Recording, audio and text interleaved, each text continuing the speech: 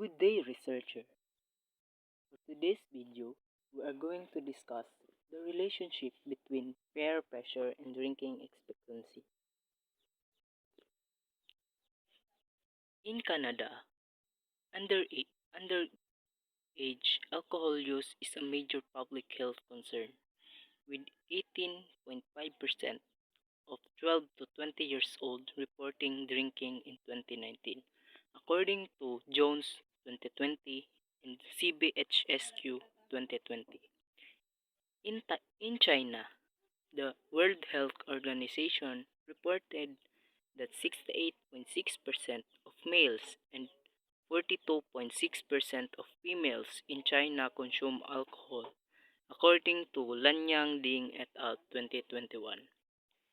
In Philippines, 40.1% of Filipinos drank alcohol in the past 30 days, with a half of adults aged 20 to 59 engaging in heavy of binge drinking, according to Colonia et al. 2023.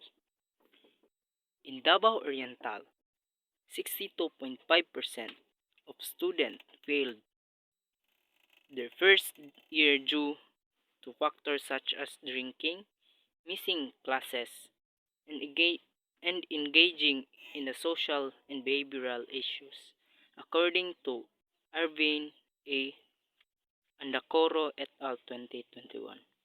It means that the global, Asia, national, and local setting reported that they have a problem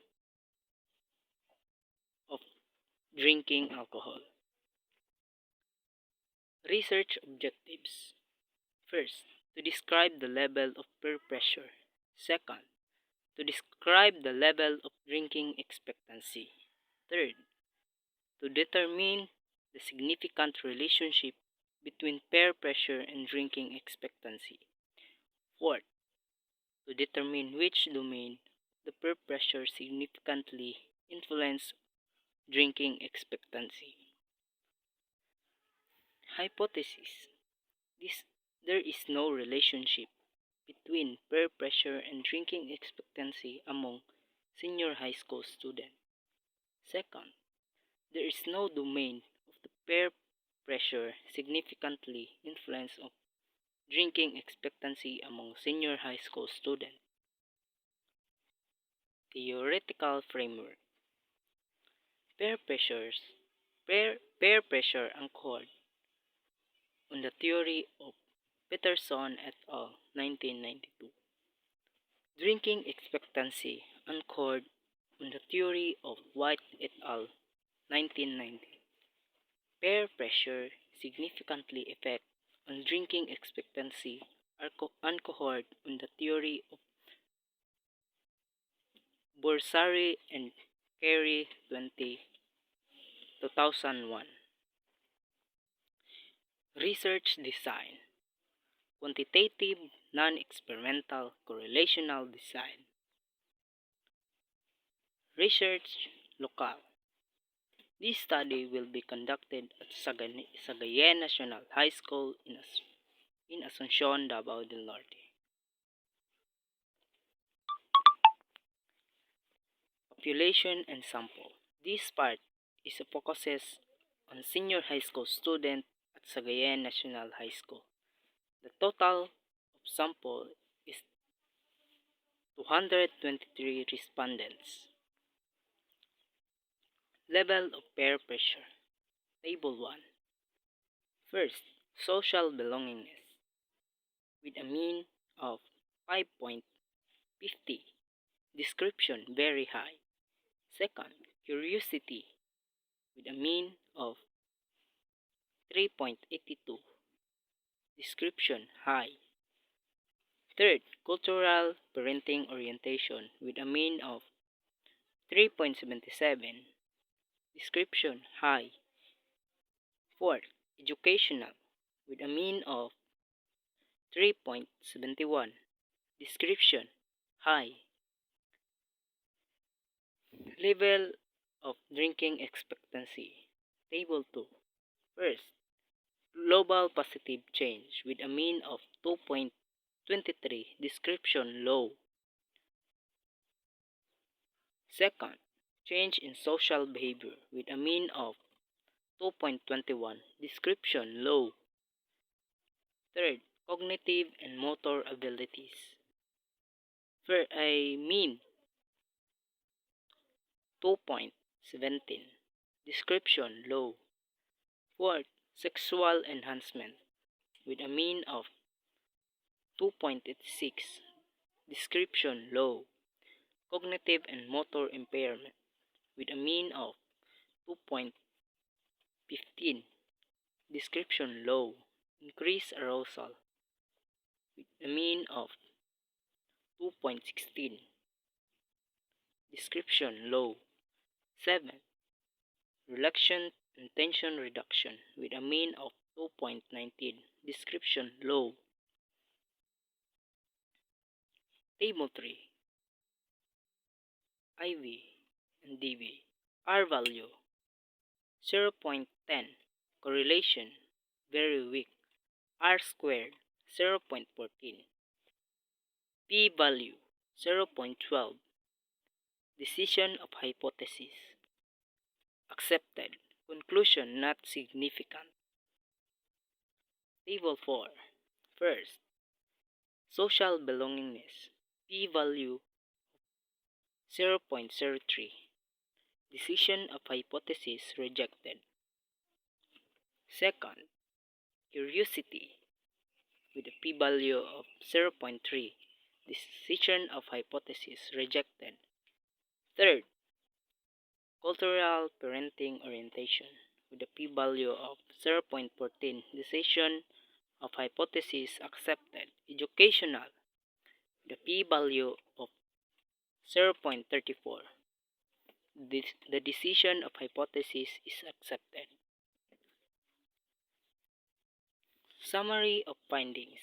The level of peer pressure among senior high schools in Sagayan National High School has an overall mean of 4.20 with a descriptive equivalent of very high. Second, the level of drinking expectancy among senior high school students in Sagayan National High School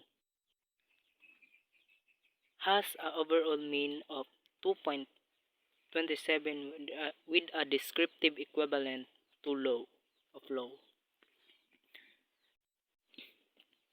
Third, there is no significant relationship between peer pressure and drinking expectancy of senior high school students, as indicated by a probability of value of 0.12 and a significance level of 0.05, leading to the accepted of the null hypothesis. 4.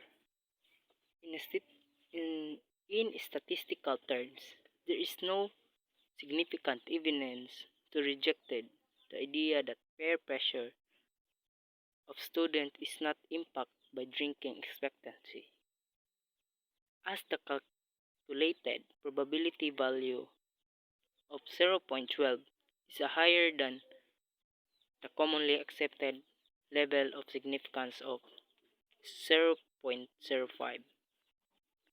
Conclusion. First, the level of peer pressure is very much evident. Second, the level of drinking expectancy is less evident. Third, there is no significant relationship between peer pressure and drinking expectancy.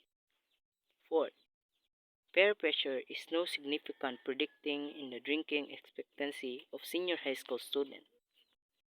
Recommendation. First, language immersion program offers significant academic, cognitive, and personal benefits for students. They provide an effective, engaging, and comprehensive approach to learning new language while also fostering global awareness and cultural competencies. Second, personalized learning through individualized education plans is a critical for supporting senior high school students with cognitive and motor impairments. These plans are tailored to meet a un- to meet the unique academic, social, and developmental needs of each student, enabling them to achieve their full potential in general education setting. Third, sober choices, empowering students for healthier social lives. By addressing peer pressure and drinking expectancy in senior high school students, we can empower them to make healthier, more informed choices about alcohol use. Through education, peer support, skills building, alcohol free social events, and strong community involvement, students will be better equipped,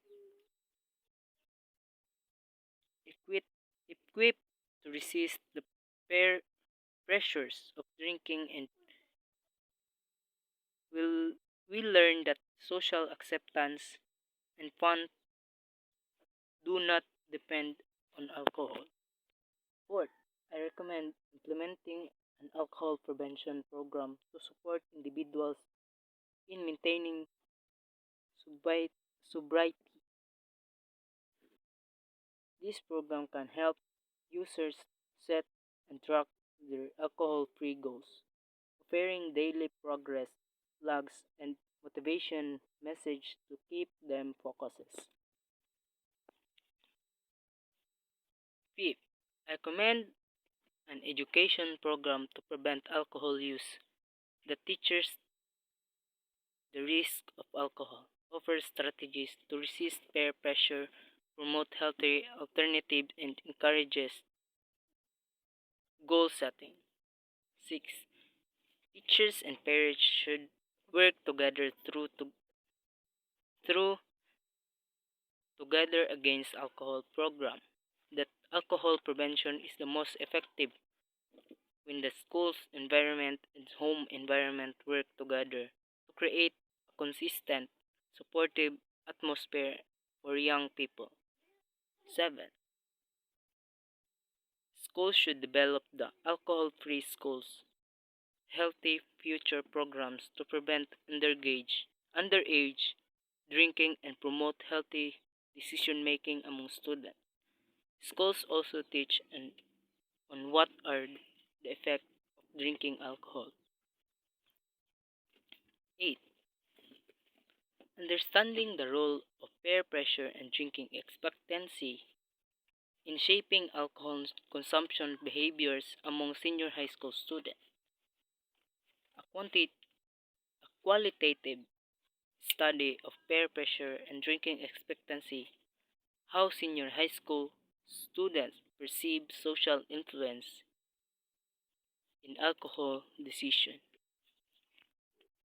Thank you for watching.